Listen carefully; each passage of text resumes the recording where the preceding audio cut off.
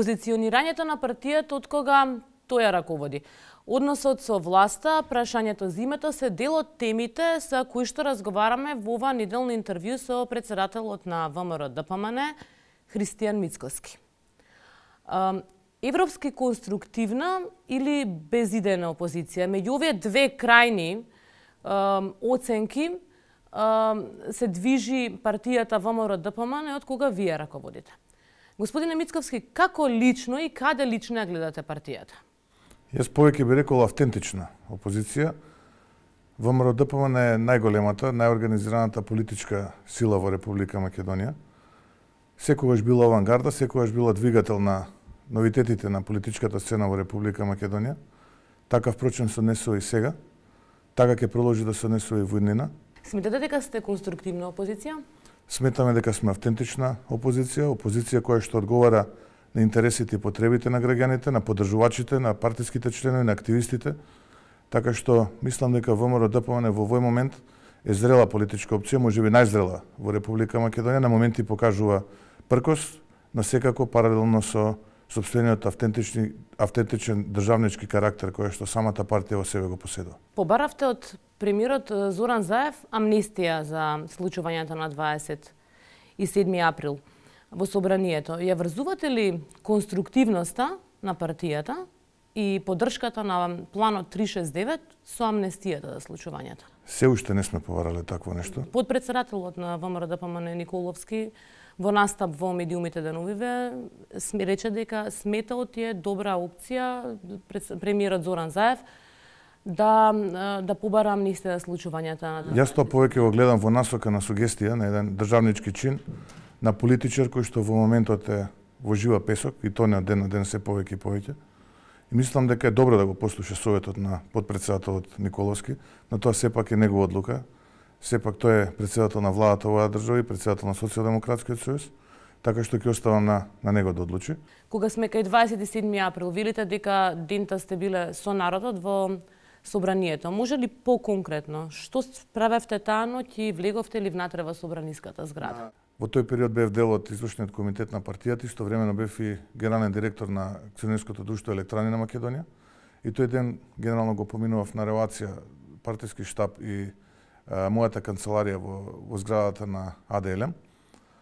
Во моментот кога видов дека се случува тоа што се случува, се супатив кон собранието и останав надвор во надворешниот дел од собранието, се разбира не влегов натре и останав со народот. Потоа се вратив да го завршам мојот работен ден, од таму се упатив кон седиштето на партијата и отприлика тоа беше сценариото на моето делување тој ден. Не бевте внатре во собраниската зграда кога се случува настаните? Дел од членството ви забележува за како што велат млаки реакции за обвинението од 27 април, името па и за законот за јазиците и дека преку соопштенија практично ја смирувате топката. На што се должат ваквите негодувања на дел од вашето членство, кои што најмногу можеме да ги видиме по социјалните мрежи? ВМРО-ДПМН, јас би рекол, е внимателно и предпазливо во реакциите, кои што се резултат на акциите од страна на владеачкото мнозинство. ВМРО-ДПМН нема да дозволи да биде алиби за туги неуспеси, нити пак ќе биде безпоговорен апологет на понудени решенија. ВМРО-ДПМН истовремено нема да спасува политички кариери на политички маргиналци и екзибиционисти. ВМРО-ДПМН има одговорност. На кого мислите кога велите политички маргиналци и екзибиционисти? Не би зборувал за имиња кои што не се присутни со нас на интервјуто. Ваши членови, поранешни поддржувачи? Не мислев на тоа. ВМРО-ДПМН има своја автентична политика. ВМРО-ДПМН е најголема политичка и најорганизирана сила, ќе повторам, во Република Македонија. Секој чекор на ВМРО-ДПМН треба да биде државнички и во насока на одбрана на државните и националните интереси на Република Македонија. Емотивни реакции на ВМРО-ДПМН во овој момент нема да се случат. Најавувате неколку пати, сега го споменавте мај. Најавувате протести од мај. Зошто токму мај? Што очекувате да се случи во мај за мај да биде клучниот месецот кој што би почнале протести? Најавуваме голем народен протест. Протест на кој што, како што кажав, ВМРО-ДПМН ќе ги изрази сите своји несогласувања со моменталните политики кои што владеачкото мнозинство предводено од Социјалдемократскиот сојуз на Македонија ги прави. ВМРО-ДПМН очекуваме до тогаш да го заврши внатре партискиот процес на сопствена реорганизација, кој тоа биде порано и порано ќе биде. Не очекуваме од оваа власт апсолутно ништо, напротив, очекуваме само ретроградни процеси. Очекуваме на тој голем народен митинг да добиеме масовна поддршка од граѓаните, граѓаните да застанат рамо до рамо со ВМРО-ДПМН и со политиките кои што ќе ги понуди ВМРО-ДПМН. Тоа го замислувате како еден голем протест или серија на протести? Ќе оставиме времето да покаже за нашите активности, не би ги најавувал сите однапред, но еве, можам да си дозволам да го најавам тој голем народен протест кој што ќе биде пред владата како резултат на нашето негодување за сите овие погрешни политики кои што ова владеачко мнозинство ги прави во изминатиот период откако е на власт во Република Македонија. Дали клучот за прашањето за името е во рацете на ВМРО-ДПМН ако сепак се стигне до собрание, се гласа за уставни измени? Како тогаш би се позиционирала партијата? Па не знам, ја во минатото сум сведок дека дури и владеачкото мнозинство многу наврати кажа дека решението треба да се бара на референдум со народот и дека не доаѓа во предвид уставни измени според многу нивни изјави кои што и представници на тоа владеачко мнозинство кои што во минатиот период беа дадени. Позицијата на ВМРО-ДПМН во однос на ова прашање е во многу наврати кажана и во многу наврати повторена лично од мене, но и од партиски официјални лица, така што јас на тоа не би можел што да додам. Што за ВМРО-ДПМН е прифатливо решение за името? Хипотетички прашања ВМРО-ДПМН нема да коментира, поготово не јавно, од проста причина што не можеме дополнително да ги загрозуваме и онака загрозените позиции кои што ни ги приреди ова владеачко мнозинство. Ставот на ВМРО-ДПМН е многу јасен. ВМРО-ДПМН не може да поддржи промена на уставот, а со цел промена на уставното име за идентитетските одредници апсолутно нема што да се преговара.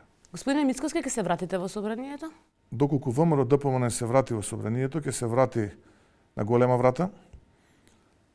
ВМРО-ДПМН доколку одлучи да се врати во собранието, првиот момент што ќе го направи е ќе поднесе интерпелација за работењето на владата, каде што пратениците на ВМРО-ДПМН ќе ги образложат сите оние злоупотреби и грешки што ова владеачко мнозинство во изминативе 10 месеци и ги нанесе на нашата татковина, а ќе можеме да видиме владеачкото мнозинство како ќе одговори на тие прозивки.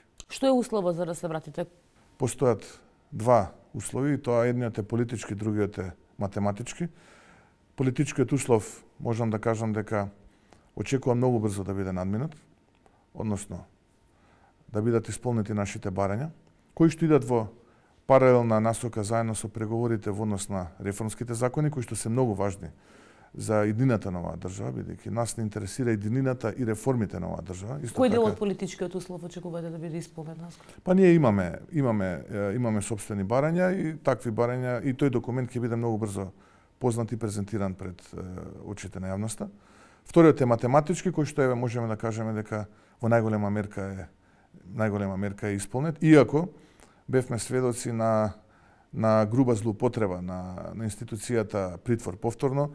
5 лица беа времено 24 часовно ослободени, за да потоа повторно на еден груп и брутален начин се изврши терор врз нив и нивните семејства и повторно бидат вратени во келиите во истражниот затвор Шутка. Вие најавувате некаков нов политички документ со барања за да се вратите во собранието, ако добро ве разбирам. Во изминатиот период тече преговори меѓу партиите, двете, тоа е Социјалдемократскиот сојуз на Македонија и ВМРО-ДПМН.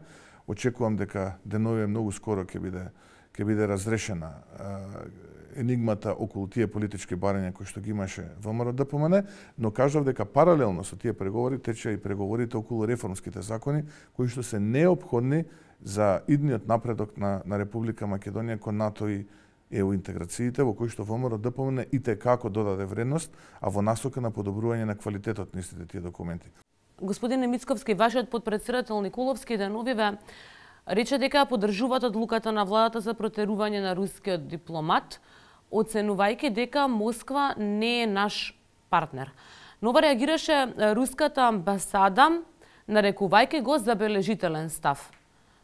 На што се должи според вас ваквата реакција на руската амбасада? Не знам на што се должи, но истина ќе треба можеби нив да ги прашате и ќе треба они да дадат одговор на на таа нивна позиција каде што они реагираат. Мислам дека јасни се позициите на Република Македонија од кои што се темелат на нашиот државен и национален интерес, а тоа е НАТО и ЕУ интеграција. Господине Мицковски, ви благодарам на одвоеното време. Ви благодарам на поканата. Тоа беше се во неделното интервју на Радио Слободна Европа. Довидување до следната недела.